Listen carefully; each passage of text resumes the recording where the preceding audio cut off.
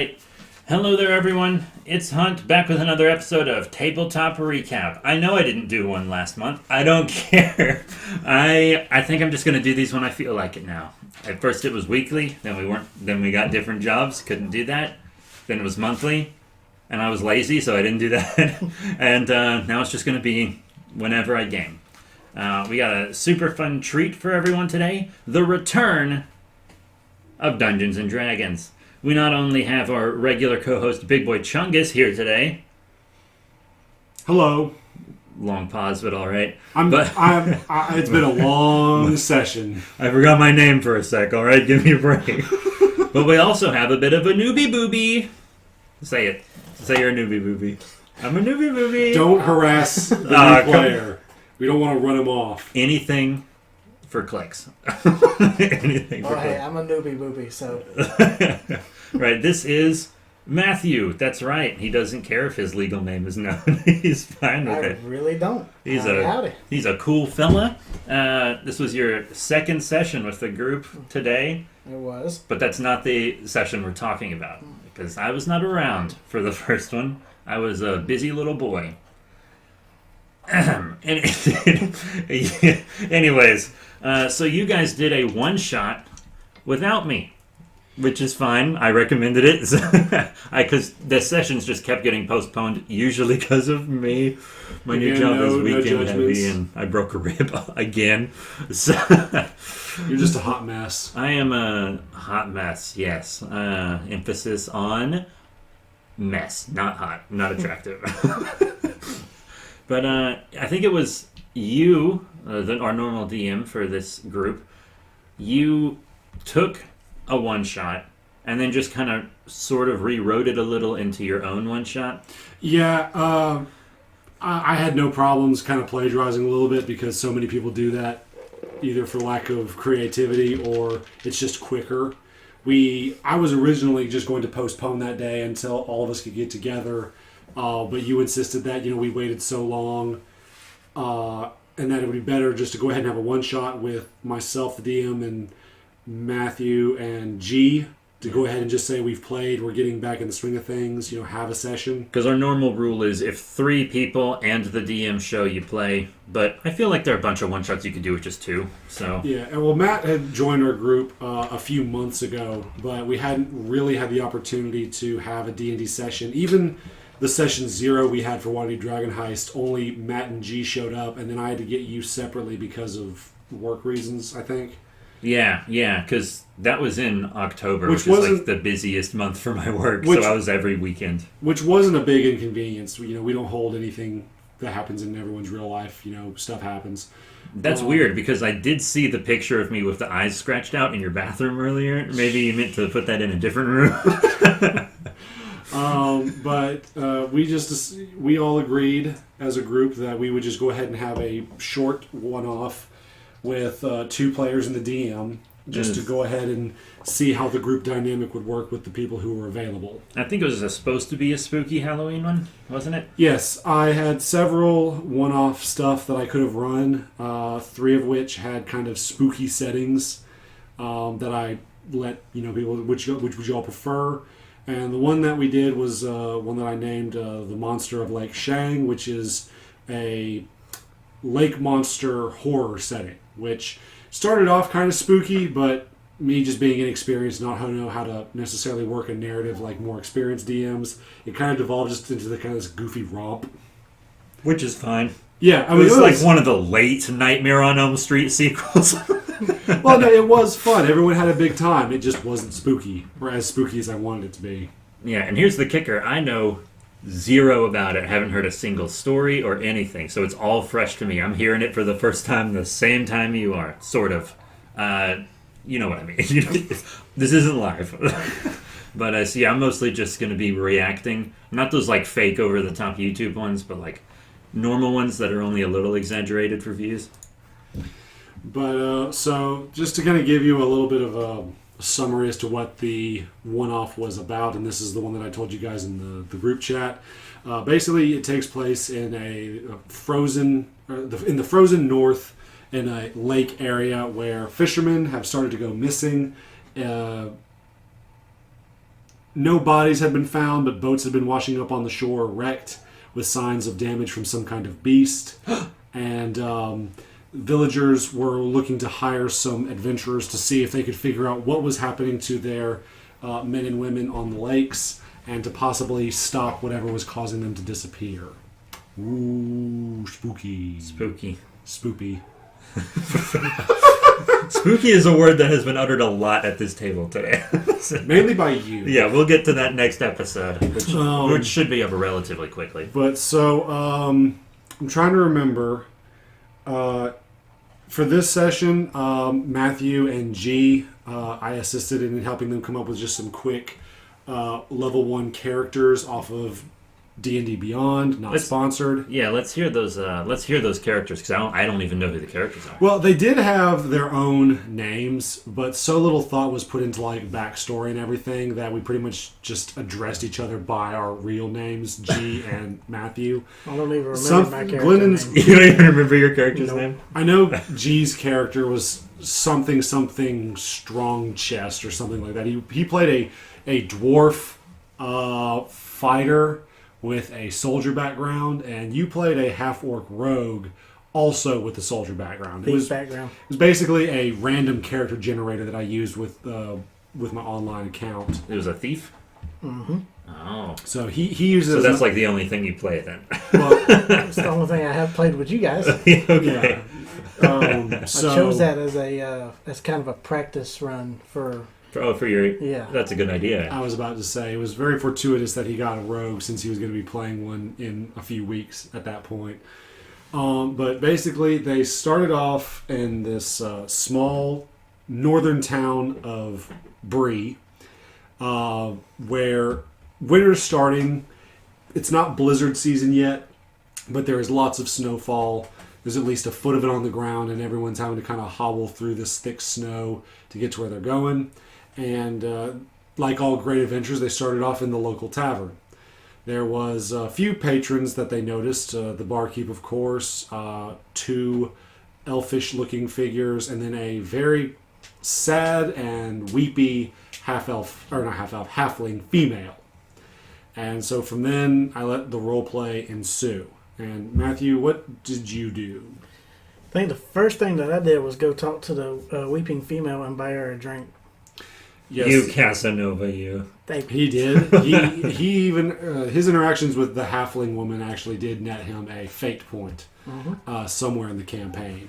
And then Glendon G, he wound up talking to the elfish-looking figures. Sorry about the dogs. They are loud babies tonight. Anyways, G spoke to the elfish-looking figures, and they were brothers, more like half-brothers. One was a full-blown elf. The other one was a half-elf. I think I said that their fathers were the main relation in that one. But, it's called Two Brothers. It's just two brothers. Such a I literally came up with the characters on the spot. Used the DM tools to come up with them. But anyway, so basically the half-elf brother was the less snooty of the two. He pretty much ran a general store there in the town. And the full elf brother was from out of town. He worked in a much warmer climate to the south. And apparently his sales were not doing so well here, so he pretty much just stopped by to see, hey, why am I not making as much money? And so G takes this opportunity to kind of ask him some questions. And for whatever reason, he mistook low intelligence for being stupid and racist. Oh no! And he said, "Hey there, pointy ears." No, and the guy and the elf brother just goes, "Excuse me, what did you just call me?" And he goes, "I called you pointy ears. Are you deaf and stupid, or just stupid?" No. Yeah. And I said, "Wow, okay, way to start off the first session."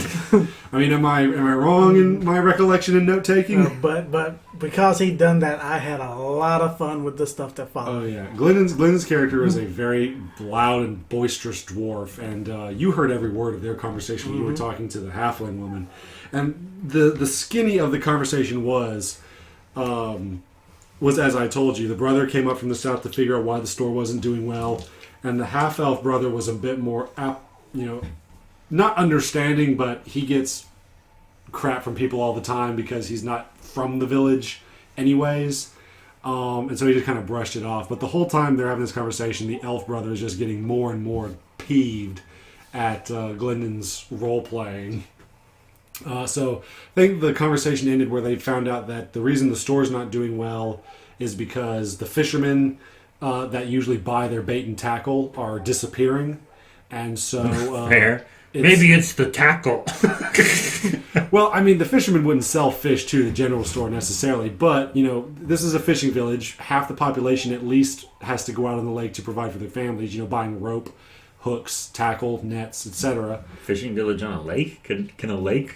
How big is this lake? We're talking like a couple miles long and wide. We're talking like... Lake Victoria. Yeah, sizes. We're talking like a big old... More like Lake Superior, seeing as this is in the far north. I gotcha. You know what I'm saying. I do know what you're saying. It is a large lake. It is not small by any means.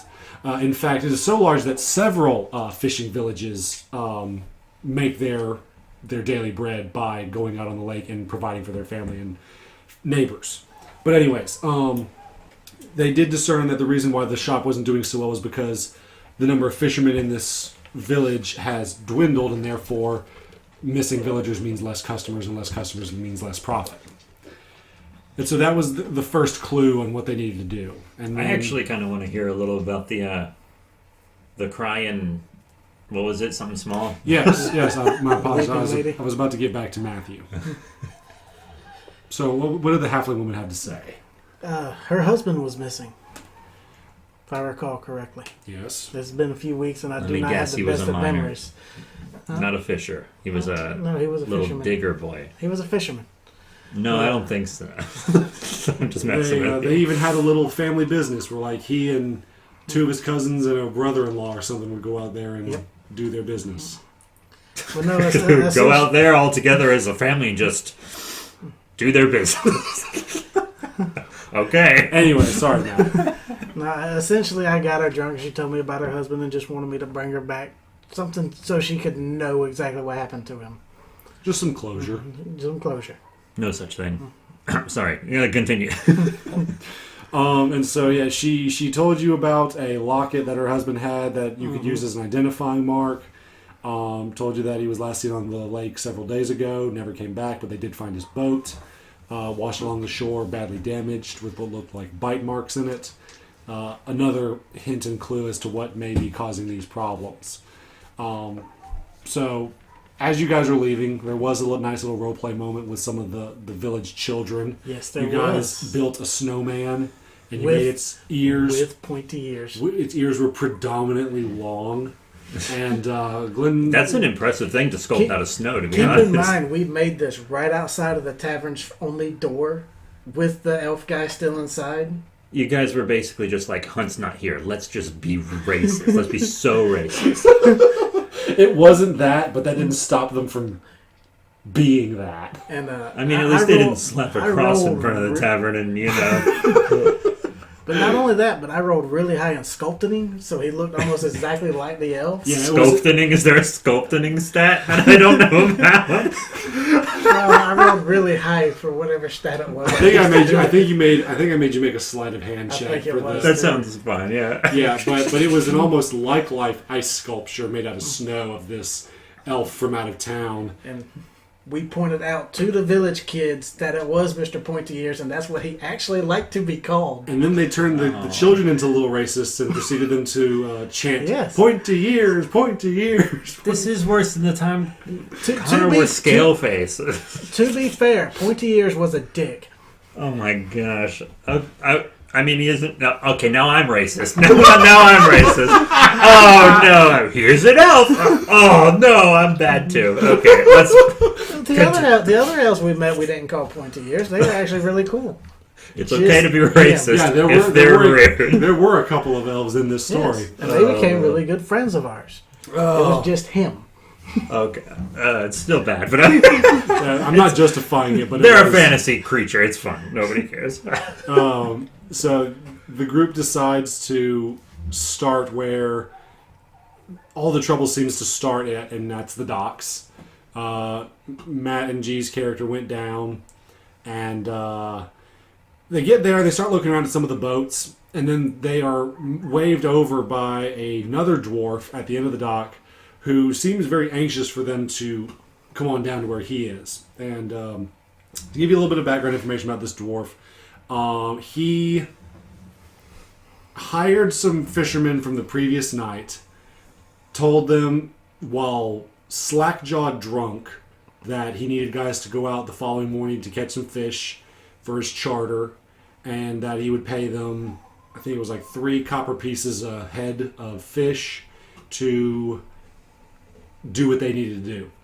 The guys agreed initially, but decided to back out with the break of dawn, and they said, hey, there's a lot of stuff happening out there on the lake that ain't too good. I think we may just back out of this, let the drunken dwarf do his own thing. And they did. But again, the dwarf being drunk had no knowledge of this. So he just assumed that the first 2 humanoids making their way down the dock were the guys he hired. And so this starts a very heated argument, not a debate, an argument between the stubborn dwarf who was drunk and hired people and the stubborn racist dwarf who does not remember anyone trying to hire him to begin with. Being racist against other dwarves, probably. Well, so, Listen here, you small-legged rock muncher. I'm canceled. Absolutely, I just got word on Twitter. I'm already... this hasn't even been posted. The thing called. He was very offended. Absolutely, Tolkien himself has risen from the grave, and he is angry. Oh, gosh. But so he basically tells the characters that, hey, look, I hired you guys last night to do a job. The job is as it was, 3 copper pieces for each fish. Get out there on the lake now. And your character, Matt, played it pretty cool. What did your character do in response? He said, absolutely, we'll get right on that. And my character's a thief. He sees 2 brand new free boats. Yeah, the guy even offered you 2 free boats to use, or I say free, to borrow on the lake, complete with 3 sets of fishing tackle each. He had you guys set. Yeah, and like you said, he said borrow. I said forever. And yeah, you were fully prepared to run off with those boats. Or row off with those boats, I suppose. But G's character was very staunch and very adamant that, hey, I don't remember meeting you ever. You never hired us to do anything. Why should we listen to you? And of course, this dwarf, the way it was written, does not back down unless he can save face. And apparently neither can G's. So basically what wound up having to happen was a third party intervened in the form of a half-elf female who basically scolded the dwarf who was drunk the night before and said, shame on you for trying to trick people to get out of the lake. And he says, mind your own business, woman. And she says, did you tell them about the bite marks? And she points to one of his boats, and there are very clearly some large bite marks in the ship. Not enough to make it unsaleable, but it is definitely a bit of a warning for those seeking to sail. He gets upset at this and says, get to work, and before stomping off the dock.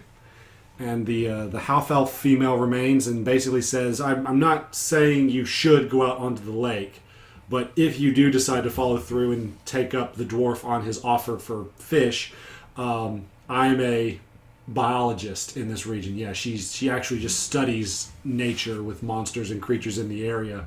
And she wants them to study and take notes on this creature if they ever encounter it. And she said that I will be more than happy to compensate you for any notes you bring back that are true and factual. And they say, sure, yeah, no problem. So Matt and G reluctantly get on the boat, and they're rivals at this point just because I don't know why. Like the anime kind of rivals that half get along but are half at each other's throats. Well, they refused to get in a single boat together. They said, we got 2 boats, you're taking one, I'm taking one. I want nothing to do with you. 2 men in 1 boat. They both take the boats. I believe G took the one that had some damage.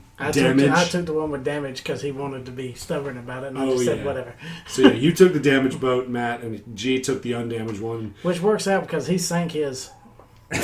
Did he now? Well, don't get ahead of ourselves here. He technically didn't, but so after navigating some ice flows, little rocky starts, some damage was taken to the boats from Smooth move, X-Lax. Thank you. I tried. I know this. I'll be here all Can week. you believe I said smooth move, X-Lax? It's a classic. It's a classic. Yeah, Classic. you just dropped a Does that coaster. mean I'm Maybe. I That thing used to be hip back when I was young. don't even know how old you I'm 29, by the way. Oh, okay. I was afraid. I thought you were like 80. Oh, no, not quite. Not quite there yet. Where was I? Oh, yeah. So, after navigating some ice flows and taking a little bit of damage to the boats, not enough to sink them, but just enough to make them aware that, hey, this is rough terrain. Or not terrain. Rough terrain. Not rough It's terrain. water. Yeah, I know. Put wheels on it. I'm tired, okay? I'm trudging along. We did have like a 6.5 hour session. It was it was a rough environment to be floating out on. rough terrain. And so they proceed to, I'm trying to get my train of thought. I'm just thinking about rough terrain. The way you do encounters for this is that you roll a d20, and you've got 6 different types of encounters that you can run. And on the very first roll, the monster actually appears. Oh, not wow. not face to face. The way it was described was you guys, you're out on the lake, you're getting situated, and you are getting ready to fish when all of a sudden you see a dark and very large shape appear beneath the surface of the water. You cannot clearly see what it is, but you can tell that there is something alive lurking beneath your boats. And at that point, what did you do, Matt? He goes, "What do y'all want to do?" I said, "I'm fishing." Yeah, And I went fishing. he just tries to ignore the monster. I did. G's character freaks out a little bit, and he goes, "I'm going to ready an action. I'm going to get my bow to shoot at it." And he said that as soon as I see something break the water, I'm going to fire at it. And a fin comes out of the water and just splashes water in their boat. And as soon as that fin comes up, he pierces it with an arrow, and then the shape swims off. Okay. Just submerges. And I say, well, congratulations. You've had your first encounter with you've potentially had your first encounter with the beast of Lake Shang. And then they said, ooh, spooky. I would have called this the Beast of Dank Wang, but, to each their own. Well, anyways, Would you agree that's a good title? no comment. Matthew? Go for it. It's your podcast. Dope. Anyways, so lots of time passed. The story pretty much started in the late morning, and by the time it ended, it was getting close to the evening. But they do catch some fish. Matt outfished G. Oh, you did? Of course. He caught 3. G only caught 1. I mean, in real life right now, you're in all camo, every inch of you, so of course you did. I went hunting this morning, man. I had a feeling you did. Yeah. And when I climbed down the stand, I went fishing in my pond for a couple hours before I came here. Nice. I mean, I have a stand, and then about 30 feet in front of my stand is a pond. You're so good at fishing, you can even do it by rolling dice. Exactly. Yep. Well, G also, he caught 2. Well, he would have caught 2. Technically. The second one caught him. Excuse? Yeah, so these are big trout. Like these are like hardy northern frost lake dwelling fish, and they are strong. You actually have to make a strength athletic check to see if you can 1 reel it in and then 2 land it in the boat. Nice. And G and Matt was catching them like crazy. Of course, being a big old half orc. But G struggled to get the first one, and then the second one straight up launched him into the freezing water. Which, if this was a bit more of a hardcore campaign, I would have punished him a lot more. Like maybe caused him to go back to shore. But Matt, tell him why that fish, why the very first fish he caught. Tell him why he ended up in the water for that one. didn't you roll? Was it critical fail? The first he caught the first fish. Mm-hmm. Let me guess. Second bigger fish eats first fish and then drags him in? No, see, he caught the first fish. Oh, and he then was decided- grandstanding. Yes. Oh, do tell. He said, bloom. And he's like, okay, make a strength check. And Because the fish knocked him in the water. he lifted it above his head. Yeah, the fish jerked and it was just fresh out of the water. I kind of love that. Yeah, it's like, no grandstanding on my campaign. G usually plays such like good and noble characters that would never do that. Yeah, this character was very much, I guess you could say he was a bit of a fish out of water in this campaign. Out of his element, I guess. I don't know, I'm trying to be funny. I know you are. I intentionally paused so that you would not get laughs.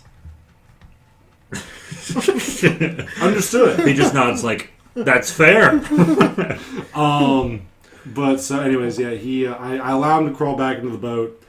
And the boats have sconces for people who want to try and do some night fishing by torchlight, so it's not a big deal. They had some torches, put it in the sconce, and they had a penalty or two just for being freezing cold, but they were able to stay alive and stay out on the lake.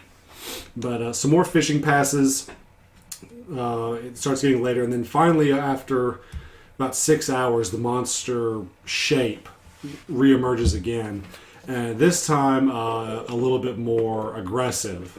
Gasp. And just like before, Matt, did you do anything different, or were you just continuing to I fish? continued to fish. And but G once again readies an action, but this time in addition to getting his bow ready to hit, he says, "Come on, you ugly beast, show me your face!" And suddenly, behind both of them, this long serpentine-like neck with a head about the size of a large football comes face to face with Matt's character and says, "Were you the one who shot me?" Ooh. I said no and pointed. And so this creature with this slithery long neck and a very large body with four fins, kind of sneers at G's character with very intelligent eyes. And this it is very clear that this creature has been altered to have standard intelligence of any average humanoid. G sees something within this beast, a kinship of sorts. He doesn't like it. Next thing he knows, they're married. Lord. But so basically, the creature is willing to talk, and it gives them some hints. Basically, he tells them that there was a woman from the lake who gave him intelligence through a magical spell, and he does not eat the people that he drowns in the lake. The people that are drowned go to her. She eats them. Okay. And essentially, he was just a dumb beast before the spell was cast on him, and all he wanted to do was eat fish and just swim in the lake all day. That's all he wanted to do. Oh, so it's a lot like Scream Volume 1 that spun out of Absolute Carnage, which of course was the Line-Wide Marvel event from Donny Cates' Venom run. I have no idea. But the reason why the creature... you ask me that stuff like I know it is. You know I don't. But so the creature did the woman's bidding because it was afraid that if he didn't, then she would take away his intelligence. He'd be just another dumb animal. Because intelligence makes fishing a whole lot easier when you can actually think and not just rely on instinct. I bet.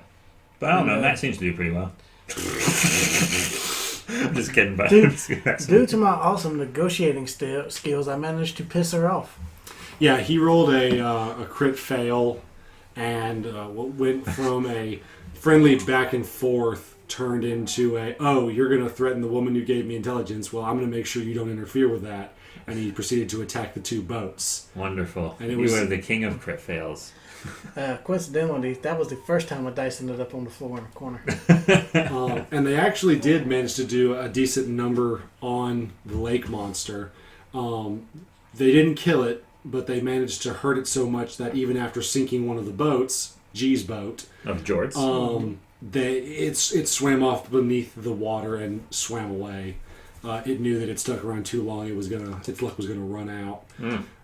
And the whole time they're in the boat, G is like, "Get off the lake! Get off the lake! Get off the lake!" And while he's doing that, he's still fishing. I fished the whole way back. I let him take over the boat and let him paddle us back to shore, and I keep fishing. Which is why I caught the third fish, by the way. I need that 3 copper pieces. I did. I'm very poor. I was. I was? I spent all my money getting the Weeping Woman drunk. I also, I almost forgot to mention, while you were fishing, you did find a trout that had a locket hanging out of its mouth.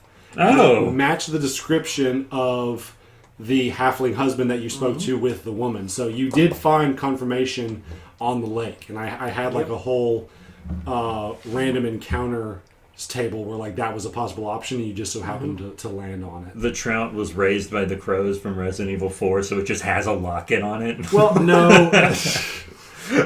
More like it was just feeding and swimming around in the lake, and it just so happened to get the locket caught in its lower jaw. And, obviously it doesn't have the ability to spit stuff out. Oh, and then when he took the locket off, the trout gave him 3 wishes.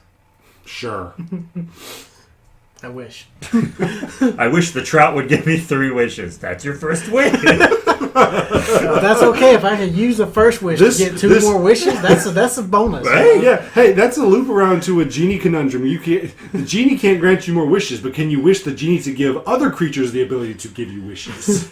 I wish trouts could grant wishes.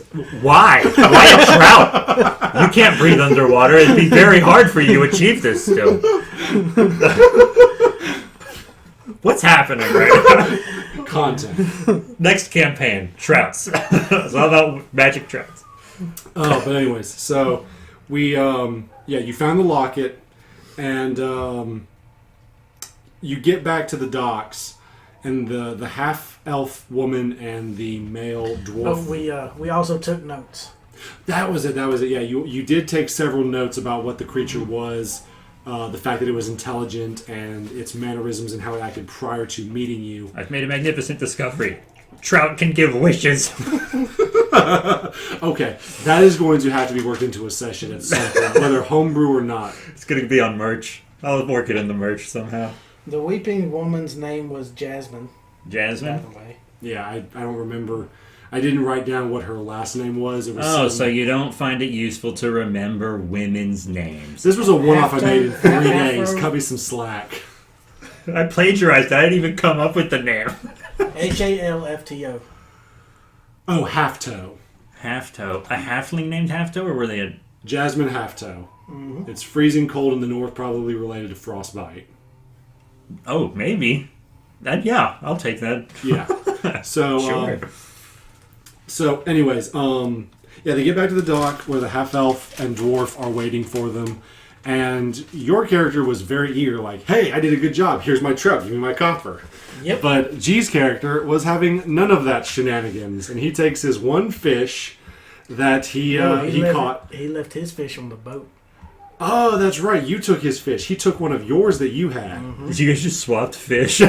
Well, no, he was so mad he left his fish in the boat. And Yep. Meanwhile, this guy, being the thief, said, well, if he doesn't want it, I'll take it. I'll take his copper, too. Yep. I mean, he did leave it. Finders keepers. So Losers anyway, die. Matt's character is getting ready to cash in on his fish, but G's character, arms swinging, feet stomping, comes up to the dwarf. He says, You lied! You sent us out on a death mission! You didn't sell us anything! And I reminded him, I said, no, they made it pretty clear that it was dangerous to go out on the lake. Yeah, of course. The only thing he's guilty of is not remembering who you were, that he didn't hire you. He says, by the way, you didn't hire us for this job, and that makes me angry why I went out there anyways on my own accord. What an unreasonable little turd. Oh, it gets even better. Oh my gosh, I wish I could have watched. It gets even better. Because then they proceed to go back and forth again, like they did at the beginning. Finally to the point where G's character takes a note from Monty Python, rips one of the trout away from Matt's character, and tries to hit him with it. To which he proceeds to roll a crit fail. G tried to punch him. It was after I sold him the fish. He hit G. Oh, that's what it was. Yeah. Isn't that like a VeggieTales bit or something? It's Monty Python, the fish slap dance. But anyways, G actually, I take that back. G didn't take the fish. You had already paid the fish over to the dwarf. Yes. And so then G, getting all upset and everything, tried to punch the dwarf. Crit failed. He missed. And as his punishment for crit failing, I had the other dwarf take a trout and smack him around for 3 blunt damage. I would have had him miss the dwarf, punch the trout. Then the trout gets up on its hind fins and he gets his little front fins up and he's like, let me at him. He's fighting the fist fight with the trout. I used my first wish on the power of speech. I still got 2 more. I still got 2 more wishes and each one's a fist, you motherfucker.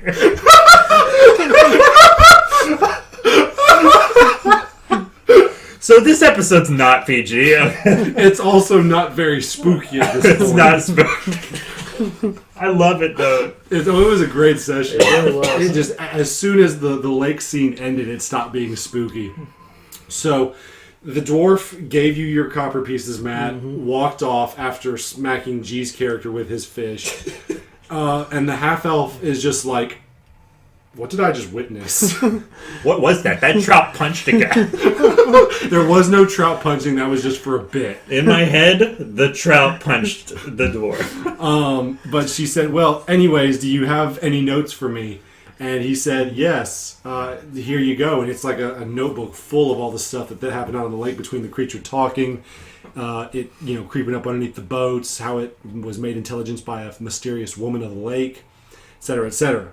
And she does compensate you. She gives both of you a little bit of money. She didn't have much on her, but she did give you both a scroll of animal handling, which neither of you used. No, I failed to use mine. Why didn't you guys use that to get a bunch more fish and then a bunch more copper? Or find animal allies for the inevitable BBGE or BBEG that was going to show up later. Or use it to just straight up have sex with a deer. Oh, God. Like that Mr. Pickles app. So, anyways, you return back to the tavern to return the locket to Jade. Or no, it was... Jasmine. Jasmine. I knew it was a green stone. And tell her about her husband, which she is several more pints of beer in over the course of a 6-hour day. She didn't quit drinking when I quit buying. And you inform her that her husband's gone and you have the return locket. She just bawls crying. And you offer to take her home. And even though she didn't, she said, no, I'm fine. I can find my own way. Leave me alone in a drunken stupor. The barkeep advised that you assist her against her wishes because as soon as she left the bar, she fell face first, nearly passed out in about 1.5 feet of snow. Oh, that poor woman. Don't worry, I carried her home, don't worry. Yeah, she was stubborn the whole way there, but nothing negative happened. It wasn't like doing something against her. It was to make sure that this poor woman, who is now a widow with 3 children at home and no way to provide for them, we don't allow that stuff in our got games. home safely. No, we don't. Do not condone creepiness and inappropriate stuff. The only creepy thing we do is fight a trout. Yeah. It's a little creepy when you see that trout stand up on its hind fins. I'm not going to let that go. That's my favorite thing. And so you took the woman home. You made sure she had firewood for a fire. Yeah. Gave the kids the copper pieces I got from the fish. Yeah. All the money he made out on the lake, he gave to the kids. So the opposite of what I expected you to do, which was just take the locket after you took her home and sell it, which is what I was expecting. And that's why he is a thief. He is a rogue, but he does have a heart. That's why I gave him a fake point. It was the kids, man. And then I built the kids a little pointy-eared snowman outside their house because you're just indoctrinating. Somebody children. destroyed the first one that I made, God. which is awesome because in return for him destroying the beautiful snowman that all the kids in the town love so much, they pelted him with snowballs. You need to get someone bring it to life or something ridiculous. Oh my god. The second one wasn't as good as the first one, but it was passable and they did enjoy it. Yeah, if we didn't say this was a Halloween one-shot at the beginning, nobody would know. Nobody would know. But so you did that with the halfling woman and her children. And then G went off to do a little bit of investigating. According to my notes, he mainly wanted to find a place to sleep for the night because it was late. But he... went and talked to the half-elf woman from earlier, and he said that the creature mentioned a woman that was spooky in the area, had strange magical powers. Lady of the Lake kind of thing. Yeah, anything like that ring a bell. Yeah. And she said, well, there's nothing written, historically, and there's no, sightings of anything like that, but there is an old legend about a woman by the name of Rita Rotten. Kind of just sounds like a hag. Okay, I guess it's a hag. Anyway, so but Rita Rotten, there's no confirmation about whether or not she was even a real person. She's just the main character in a series of children rhymes and fairy tales. Sounds like some low effort name a Power Ranger villain would have. Well, they learned where I got the inspiration from, and they face palmed. Especially Glennon when I told him where the inspiration came from. Is it Robbie Rotten? Anyways. Answer my question. I'm moving on with the story. And no, answer it. Was it Robbie Rotten? Shh. Anyways. So you're throwing off my train of thought here.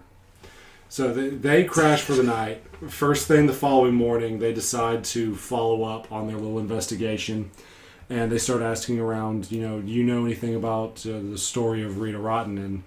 And you guys do find that, there was a woman who used to live in an old island mansion just off the coast from this village named Rita, who was actually killed by a mob because it was found out that she and her husband were actually luring visitors to her house and then eating them. Real cannibal crap. And it could be, there could be a connection between the old fairy tales and nursery rhymes and this historical figure from like 300 years ago. And essentially, you both decide on that lake and see if we can, either deal with the monster or dig up more information about this Rita character. So you went, Matt, to the mayor's office. I went to the docks first. Oh, yeah, you went to the docks first, and what did you do there? I was admiring all of the boats and the ships. What was your real reason for admiring? I was about to say. I was scoping out which boat or ship I was about to steal. I was admiring the boats and ships for their stealability. I mean, there were some that was bigger than the ones that I had easy access to steal. And at this point, you guys went way off the beaten path. I was having to come up with NPCs on the fly, and I was having to try and make sure that the stuff that I was coming up with was going to tie back into the main. You did a really good job with that, by the way. Thank you. I appreciate it. It took me lots of practice. So yeah, you did find a boat that looked very sturdy, and it was run by a captain and a small crew. And this wasn't like a huge naval ship. This was just like a similar to a Viking longboat. Yep. One man could not crew it, but a group of 3 would have no problem doing so. Someone to operate the rudder and then 2 people to row. So bare minimum a crew of 3. And you try to convince them to let you have the boat to go out on the water for your further investigation.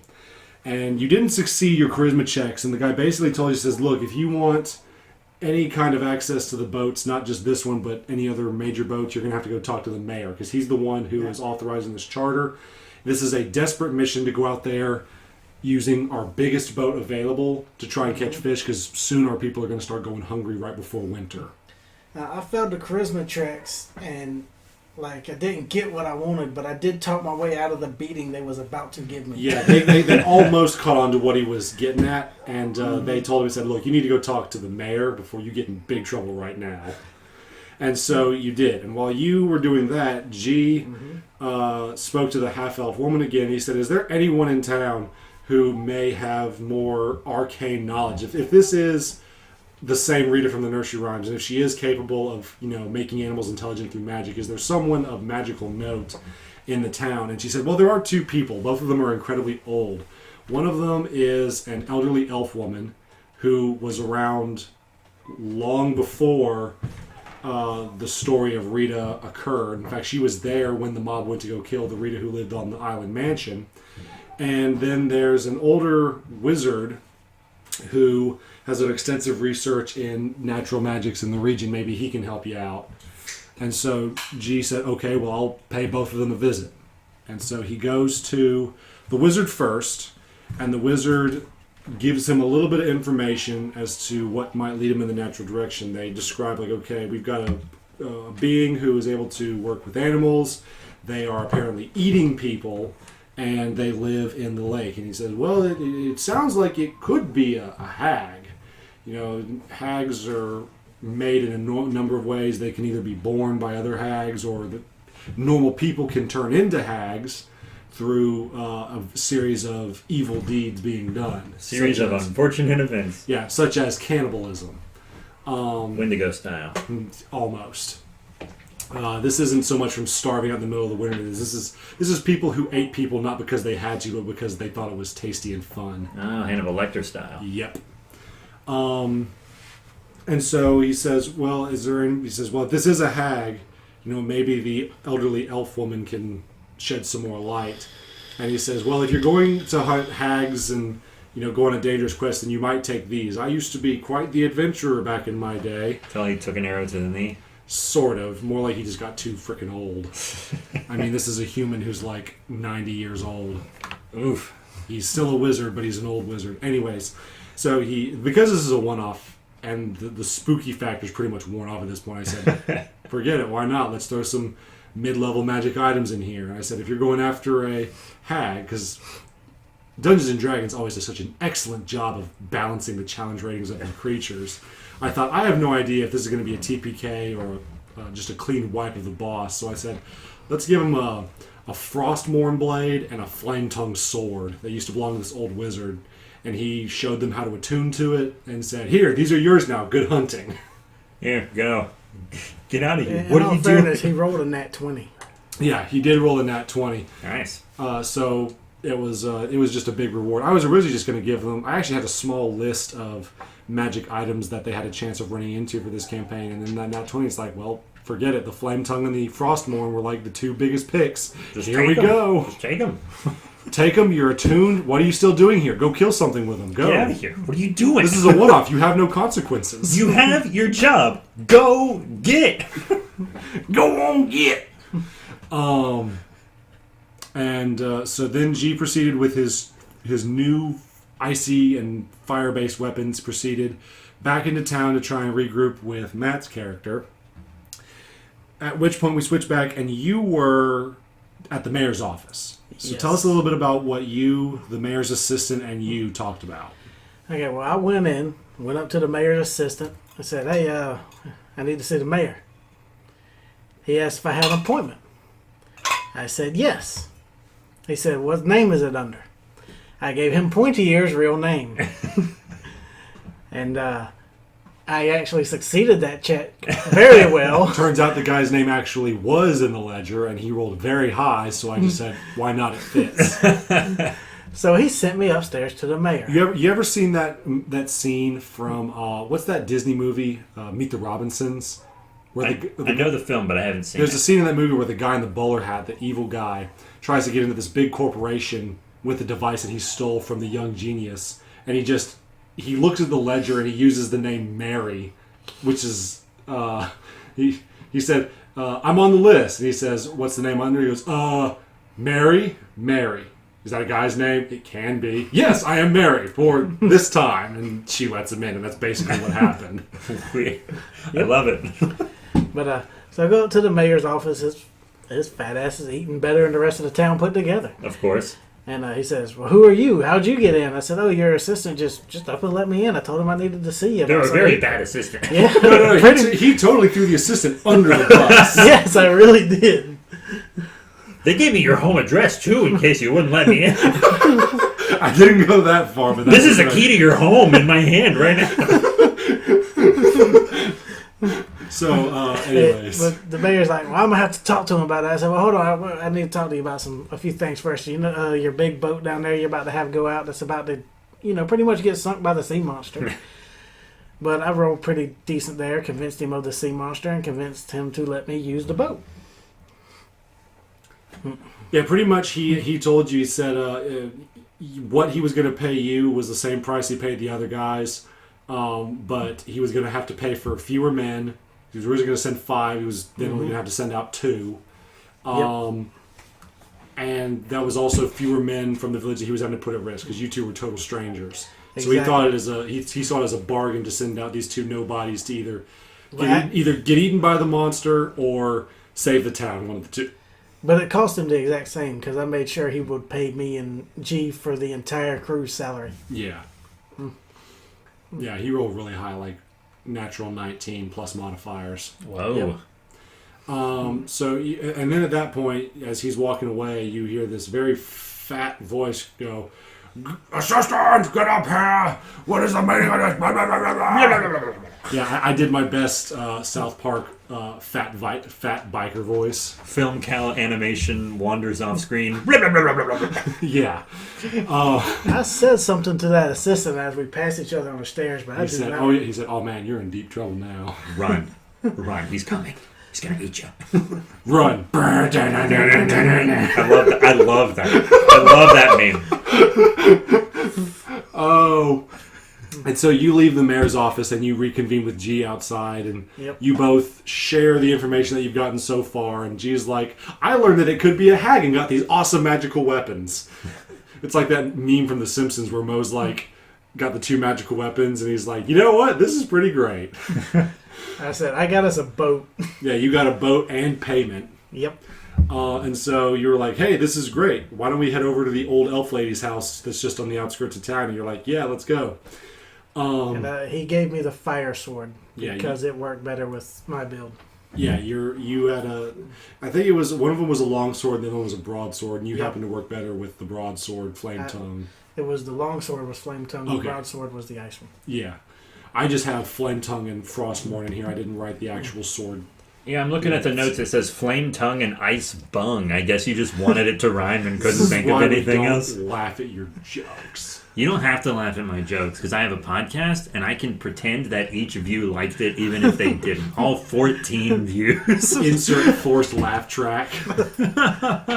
It's just like, and I don't even edit it right, so you still hear like this Jerry just go, "Ah!" Oh no. So you both proceed to the elderly elf woman's house. I think her name was like Miria or something like that. And she has a nice, cozy little single room cabin. Nothing special. She does have some food set aside for her she was about to eat, but it's not nearly the amount of food that like the mayor had. She's doing well for herself, but she's not living extravagantly. Just enough to stay warm and be prepared for the winter. It was like she had her own little garden out back that she kept separate from the rest of the town. Yeah, and with the help of a little bit of ancient elf magic, she was able to, make sure she could grow food even in the cold spring. She couldn't grow it in the winter, but, she was able to grow a little bit more than everyone else at this point in the year. And she basically, you guys asked her about hags and a woman named Ruth, or no, not Ruth, Rita. Ruth was from a different campaign.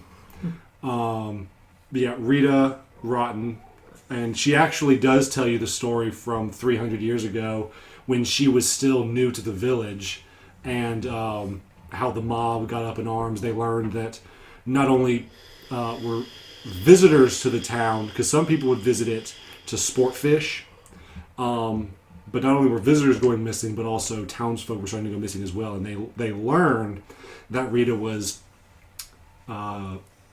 using her wealth and her husband that she married into to lure people to their home, and then they would eat them Hannibal Lecter style, and then they would also keep all of their clothes, jewelry, and other valuables as trophies. That's the fastest way to get caught. What is this? The unfinished Bob's Burgers Cannibal pilot? But she wasn't part of the mob, but she was there when the town organized pitches and torches and pitchforks all at once, and it was Frankenstein like style. Frankenstein. It was like Frankenstein, except instead of marching across an open field to a windmill, they all got in their boats and stormed this stone island with a single 2-story mansion in it. The Universal Monsters mob chase scene, but it's just really slow on a lake. I love it. And they basically told her, they said that she said, if there is any connection between the Rita Rotten person, the fairy tale, and this supposed hag that you're talking about, it may be her. And one of you asked, is there any way that you might be able to tell us if this is a particular type of hag? And I did some rolls to see if she knew anything. And she isn't an adventurer, but she is a scholar, or used to be a scholar. She's kind of in her twilight years now. But she knows a little bit about the different varieties of hags, and she told you that this is most likely either a sea or the alternative variant, a lake hag. And they are very ugly, nasty, vain creatures. They see everything that is beautiful as ugly, and they see themselves as the pinnacle of perfection visually. Despite the fact that they have nasty seaweed hair, scaly fish-like skin, and just a regular penchant for eating raw guts and entrails and meat. But she said that it would make sense if Rita from 300 years ago would have wound up becoming a hag somehow, since she and her husband were found out. How that happened, she's not sure, but it probably has something to do with the amount of people they ate and just the magical nature of the environment. Wow. So you all decide that after learning all this, you were going to go investigate the mansion. I did not intend you guys to go to the damn mansion. The closer you get to the mansion, the louder So We wait, Are Number the- One plays. So- The mansion was made up on the spot. Yes. Oh, You like did a really good job at that too. Thank you. like the theater in a previous episode. Yep. And so the original goal of you guys was to use there was a potion of water breathing that got introduced somehow. I forget Yeah, how. I think I had it. You guys earned it. It was a reward for something. No, I remember what it was. The half-elf woman wanted to tag along with you guys to see if she couldn't find out more about what was going on. One, to help people, but then also learn more about the creature itself. And she actually managed to cobble together some potions of water breathing from another source. She being a naturalist, she knows all these different herbs and chemicals that she can accumulate, and got an alchemist, Alright. what have you, to piece them together. I came up with something on the spot for that. It was weeks ago. It was weeks ago. I literally had nothing prepared for that moment, but the goal was that you guys were going to use the potions of water breathing and the scrolls of animal friendship to somehow make your way down through the lake into an underwater tunnel, and then go up the tunnel into the lair. That's kind of where I assumed she'd be. Yeah, no one could find her because she lives in the bottom of a lake in an underwater cave. Yeah, because the monster said he was drowning people so she could eat them. So in my mind, I was like, oh, she lives under the lake. Yeah, but no, so somehow... But no, these guys are dunces. No, they're not. I mean, they did what players would do. I gave them a world they wanted to explore, and I gave them the information that they were inquiring about, so I'm not going to blame them for that. And then a little kiss right at the end. It was just a very new experience, and I'm very glad that I performed as well as I did as a DM with coming up with stuff on the spot. Yeah, I'm sorry I missed it, honestly. But I worked it in, and so you guys and the half elf naturalist make your way to the island. It's still daylight at this time. There's no night stuff going on yet, and you get over there to the mansion, and it's still standing, but it is very decrepit. We're talking like a 300-year-old house that has been exposed to brine, frost, ice, and just the general slime of a lake environment. Excuse me. So You need to take a pressure washer to that thing. yeah, just tear the whole thing down. It's a hazard, and Like they did the hotel in our old hometown. And gone. they go into the building, and it is very much wet and rotted on the inside.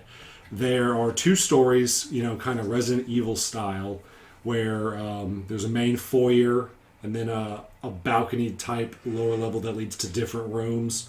There is some light coming through the ceiling where the roof has collapsed and rotted away. And I let them explore and investigate. The first thing that happened was you guys tried walking on a part of the carpet, and you managed to save yourself from falling through it because there was a massive drop underneath of it. And Ooh. in the rocky foundations, a lot of the rock was actually worn away, revealing a rather large entrance to what looked like a tunnel system. That was a good improv to get them in the tunnel. Connects to the lake and the house. Yep. That was a good job, dude. But they didn't want to go down there just yet. As far as they could, because in order for them to see the bottom, because it was very dark, they lit it. They were very smart. They lit a torch, dropped it down, and they saw how far. It was about a 50-foot drop. Woof. So had you not succeeded on your first dexterity throw, and if your party members didn't come to rescue you, you would have died. Level 1 characters do not survive 50-foot falls. So, anyways, you guys explore some of the rooms. You are attacked by a animated... Dog, apparently. Those things are a bit loud. G was attacked by an animated, disembodied hand. Oh, Adam's Family I style. tried to save him. Yeah. So why don't you explain? Tried to save him. What happened? Well, the door was locked to this one room, and G's character just decides to go knock knock. X is gonna give it to you, and he kicks the door in, and then as soon as the door flies open, like a scene from the Addams Family, this rotted, decayed hand comes out and latches onto his face, more like a face hugger, really. And he's like, "Get it off! Get it off!" He's gonna just put a big hand in his chest, and just a hand comes out. And not thinking that my sword's still on fire at this point because I activated it. Yeah, he proceeds to activate the flaming magical sword. Oh no! And then I swung at the hand. No. Thankfully, he missed. He did not reach G's armor class. And so, instead, the half-elf woman comes over and she says, "Oh, get out of the way." And she takes a little hunting knife and she grabs the hand off of G's face and she starts like trying to, using the blunt end, pry the hands off of him. And she winds up throwing it off to the side, and then, again, survivalist nature woman takes the knife and throws it at it and pins it to the floor where it wriggles around like a little dead cockroach and then dies. Or at the very, I don't know how you would kill an undead living hand, but like that, I guess. it stopped moving. And then you guys, you explored the room that the hand jumped out of, and it looked like a bedroom. Mm-hmm. And you found, what were some of the stuff you guys found? Well, I know we found a couple of pieces of jewelry, some pictures of the women, because she was very vain, hated the women. Yeah, well, she had.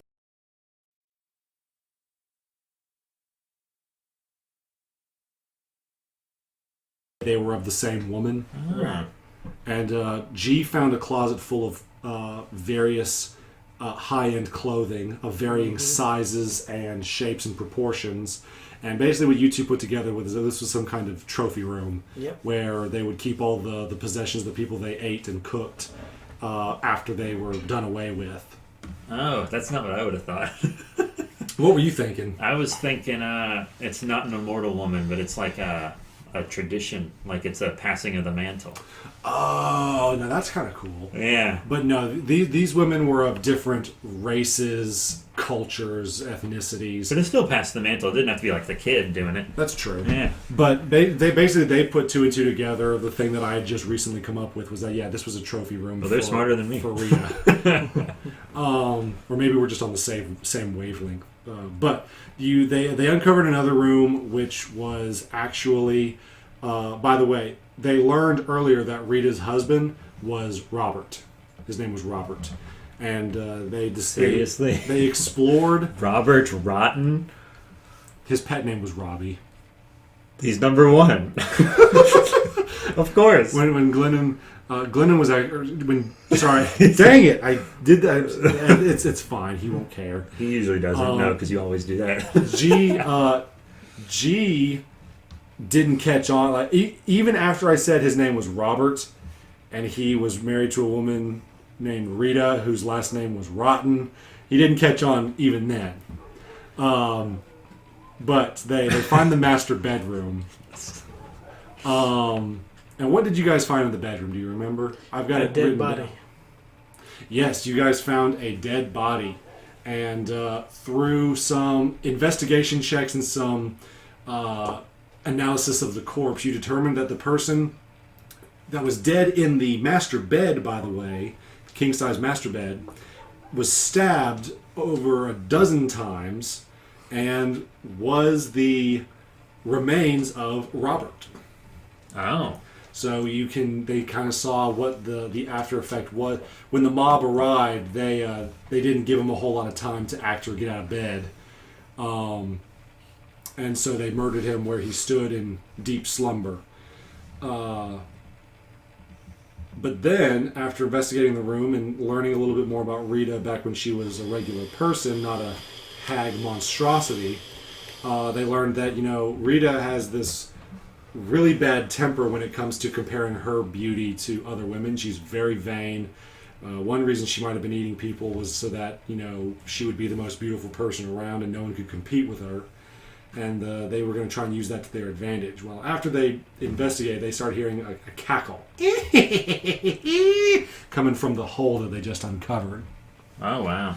And then suddenly, someone said that, like something along the lines of, we're coming to get you, blah, blah, blah. Do you remember what was that? I think we're coming to get you. She invited us down there. Oh, yeah, she And I said, give us a minute. We're not done looting your house. And then she said, she said something along the lines of, "You'll not leave with a scent of my hard-won valuables." And they then start to see the tunnel that they just uncovered starts filling up with water. Oh, Yep. That's a really cool, clever way to like get in and out, but keep other people from jumping down the hole or able to escape. Mm-hmm. And so basically what wound up happening is that the water started flooding. So the lower level started flooding. Now, obviously, they're on like this raised rock, so the house itself is not going to flood, but the house's main floor is becoming submerged. It's becoming more hazardous to walk on, especially since so many of the floors are rotted anyways. And as they're trying to escape the house, they had to traverse more pitfalls, and both of them succeeded, but the female half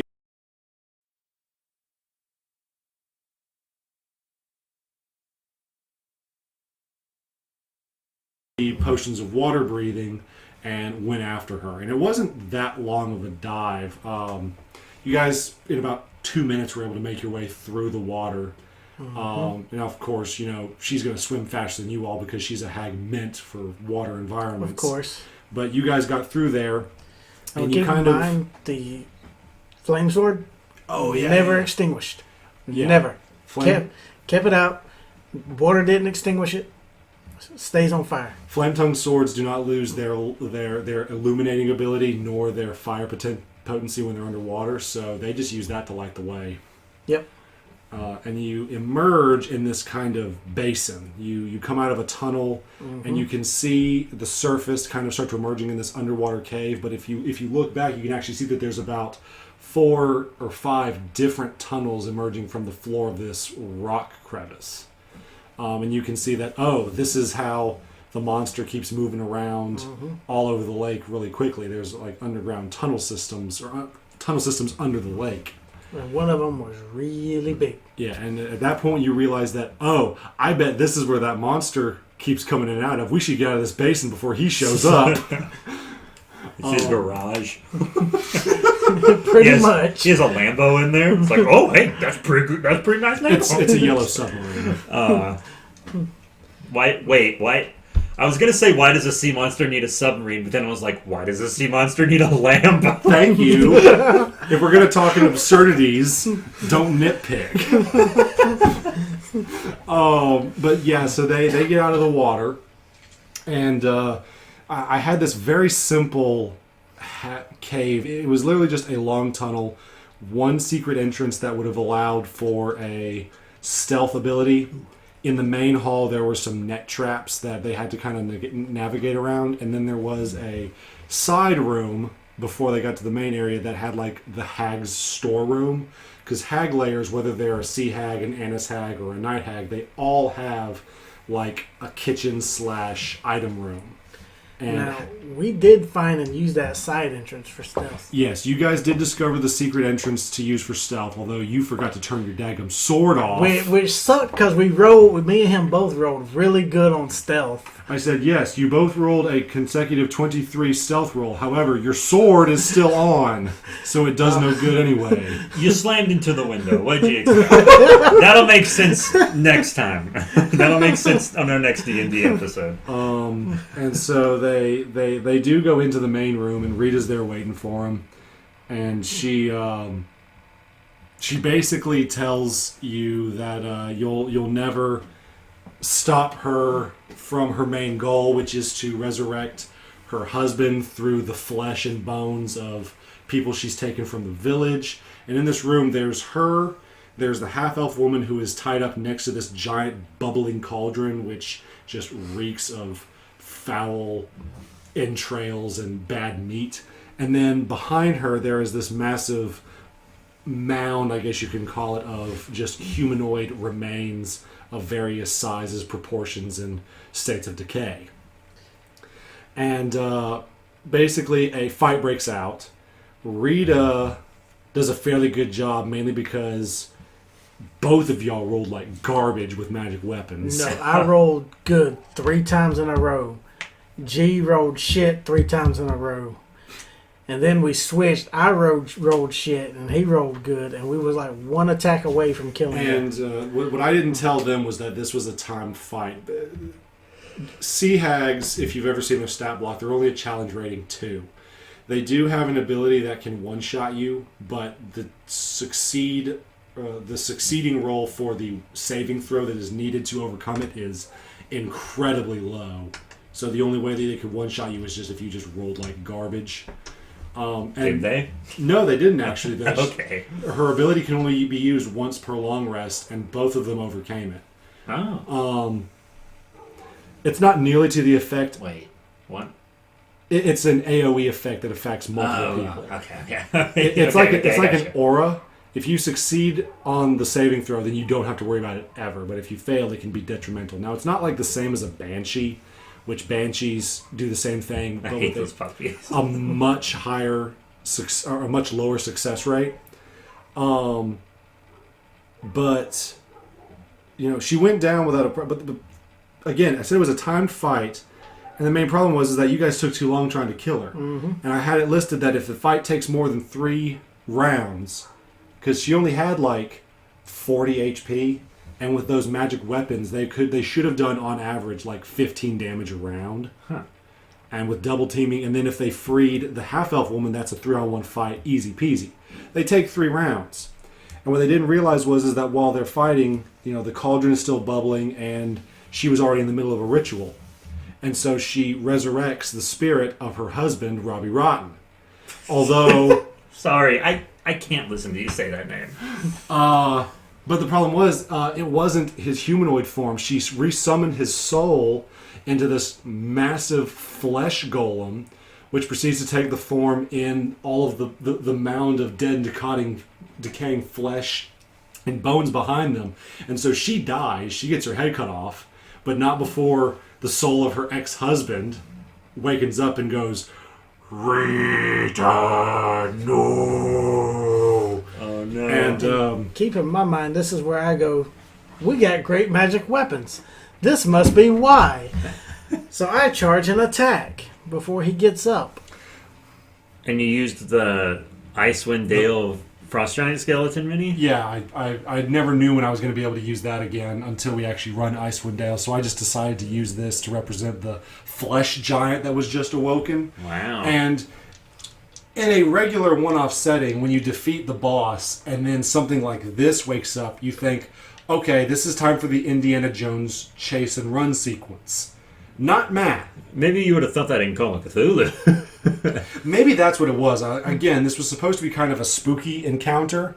And so, when you see an enemy that you realistically wouldn't be able to beat, Rita was relatively acceptable to beat. She may have been a hag, but her magical abilities were not traditional to like that of a wizard or a sorcerer. She had used up a lot of her stuff that you guys overcame, and she's the size of a regular human. But then all of a sudden you got the flesh giant that wakes up, and what's this guy decide to do? I'm pointing at you, Matt. Leroy Jenkins. And I attack. Yeah, and you do hit. It's not hard to hit something that big. I but do the hit. problem I was did a that decent chunk of damage. just because I gave you guys a bunch of magical items, just because I gave you guys a lot of abilities, you're still level 1. You made their heads too big. And so G Sorry. G had the right idea, and the half-elf woman had the right idea, so they started running, but this guy decides to Leroy Jenkins it, and he gets turned into a stain on the side of the cave wall. Adds your flesh to his. Like, no save throws, no nothing. Well, that's because this was just a standard attack for this creature. By the way, the skeletal frog, the frost giant zombie stat block is a challenge rating 6 creature. You guys are 1. It has a plus 10 to hit on its attacks, and if you're taking the flat damage, not the regular dice roll, it deals 25 damage on a hit. You had 9 HP. Yep. And that's the way the news goes. Or the cookie crumbles in this case. So, your character's dead. Yep. And G and the half-elf woman make a break for the entrance, jumping over the net traps along the way. While they get there, guess who's waiting for them in the reservoir? Big scaly boy? Yeah, big scaly boy. And he says, "Where do you think you're going? I told you I wouldn't let you interfere with Ruth's gift to me. I won't let you risk. I won't let you threaten her life and have my gift go away." Because he was under the impression that if she died or she willingly took it away, that he wouldn't be able to do that anymore. What he didn't realize is that the Awakened Animal spell is pretty much permanent until you use like a counter spell kind of thing on it with a higher level. And so G was like, yeah, hi. And he said, "I won't let you hurt Ruth." And he said, "She's dead." And he's like, "Wait, what? So how can I still talk?" And about that time you hear Rita coming through this cave wall. And the guy's so big, he has to like hunker down, and he's trying to like squeeze through the 15-foot tall entrance into this cave. And the monster's like, "Oh no!" And he dives down. I'm out. I'm done. Which, by the way, the potion of water breathing only works for an hour. Yeah. And only G's character has drunk it. So there's no way that the half-elf woman is going to get out of this alive unless something drastic happens. And so he says, "Wait, can we grab onto the monster's back fins?" And I say, "You both better make a dexterity check right now." No, I said, "You both better make an athletics check right now." And both of them rolled like no less than a 19. Oh, wow. Never-ending story, except it's underwater and not in the sky. And so they both grappled onto the back fins of the lake monster, and they go through one of the larger tunnels. And everyone gets to the surface. And when they breach the surface of the lake, they're freezing. But the lake monster is like, "I no longer have to serve that woman, so I won't eat you. But if you ever enter this lake again, we will have problems." And G's character was like, "Never again." And then he had him drop him off at like the mansion. Yeah, drop him off at the mansion again. And the story normally would have just kind of ended right there, but I said, well, let's just throw one more loop in here just for the fun of it. And all of a sudden, underneath their boat, as they're paddling back towards the coast of the fishing village, their boat kind of goes up a little bit and then down as this flesh giant proceeds to walk out of the water towards the village. Oh, like the ending of a horror movie that refuses to just let the horrific thing end. Yeah. Endless sequels. Yeah. Well, it did end because once he breached the That surface... village ended. Yeah. Well, no, the village actually did a pretty decent job of getting rid of them. They all just loaded up fire arrows. Oh, so they just straight up didn't need these guys then. Yeah. They just didn't, you didn't even need to do anything. Nope. I probably should have let that flesh giant destroy that village. Yeah. Make them, you just didn't have to be there. At that point, the session was running for so long, and I was running out of things. I should just let it end there. Yeah, it seems like a long one-shot. It was about 4.5, 5 hours long. No, that sounds standard to me. I don't know. But when you consider that our average session runs about 2.5 hours, it was long for the time. Oh, yeah. We'd always start late and then leave her. Yeah. That's why today's was like 6.5. But yeah, that was the lake monster the monster of Lake Shang. Started off spooky enough, devolved into started off average enough for something that had a spooky setting, and then devolved into a comedy with Rita Rotten thrown in somehow. Yeah, somehow. You did that. Don't say somehow like it was out of your control, okay? You made that conscious choice. It was just too easy, and I'm a sucker for puns. It's not a pun, it's just Robbie Rotten's in your game. But Robbie Rotten wasn't the main villain. His wife Rita was. I'm like, her name is Rita. She's a hag who ate people. Let's just call her Rita Rotten and then throw Robbie in there somehow. So, I love it. I loved it. That was a great story. Thank you guys so much. Oh I still can't believe you made that mansion up on the fly. Yep. Yeah, and with the tunnel and everything. That was good. You should have seen he even drew it out, and it was really, really well done. I love it. I've come a long way since our Sunless Citadel days. Yeah, the first time he DM'd, he took our minis, put them on a blank board, and the first thing he said was, "What do you do?" And we were like, "What? We don't even know where we are. What is happening? What do you do? It's a blank board. We know nothing." It was so funny. Yeah, it was definitely trial by fire leading up all the way to where I am now. Trial by combat. But I've gotten much better, and I'm very pleased that for 2 sessions in a row with a new player that, someone who has no prior experience to me before has said, "Hey, you did a really good job." And Gaming's hard. it is. It's a full-time job for a hobby.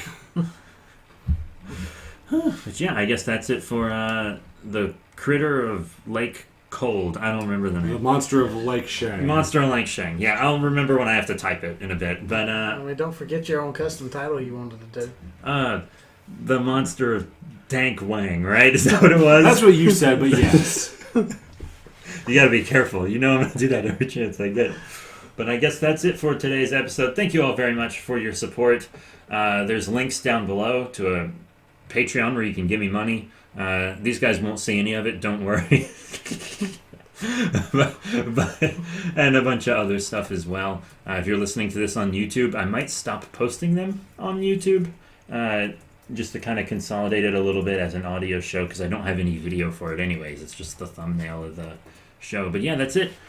Next time will probably be our first session of Waterdeep Dragon Heist, the one we've been planning on doing forever.